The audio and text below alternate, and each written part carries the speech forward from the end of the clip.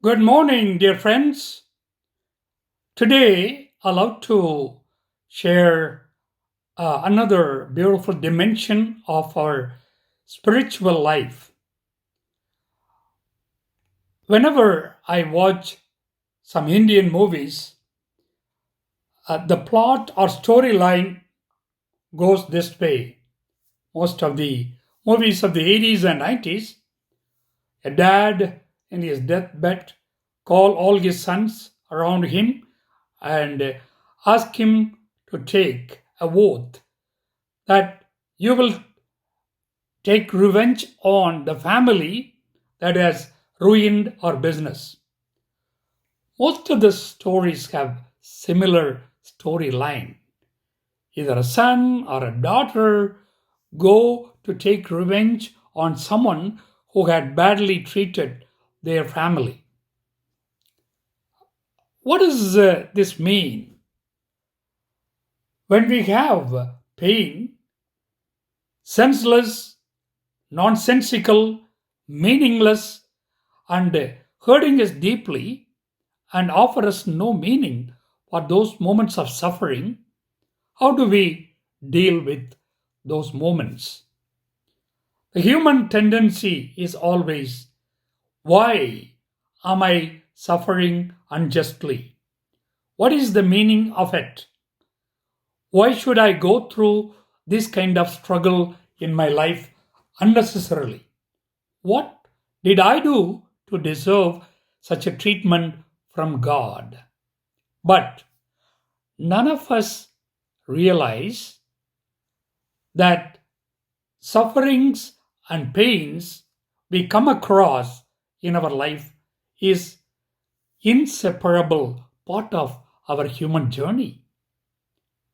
It is part of our life. You cannot avoid suffering. That is part and parcel of our daily human struggle that we need to go through. But how do we deal with these pains and sufferings?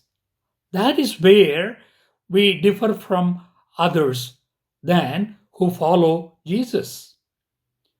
We discussed about how did Jesus dealt with his excruciating pain on the cross on Good Friday, and he really took all the pain and transformed it.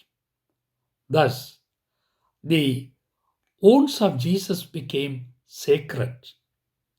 See, we learn from Jesus how to carry our cross, our pains, and sufferings, and hold them in our life till God transforms them. If we don't allow God to transform our pains and sufferings and make them sacred wounds, what happens? We easily transform these pains to others, our friends, our families, our co workers, whoever come across in our life.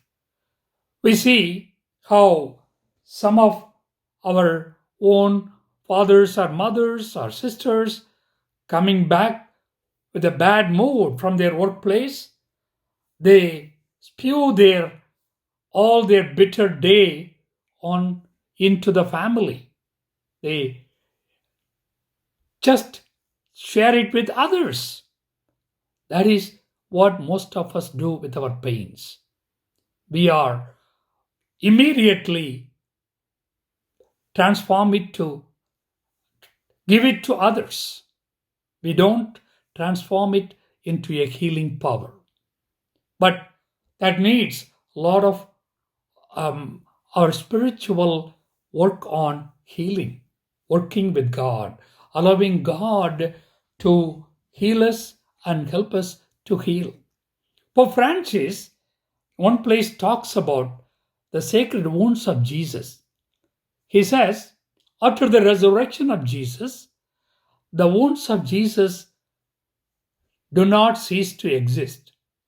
They continue to be there. They become the sanctuaries where Jesus continued to intercede for each one of us in God's presence. You see how the wounds of Jesus become not only sacred, but they become the true sanctuaries where Jesus continued to intercede for us for with God for each one of us. And we can convert and transform the pains and wounds of our life into sacred wounds.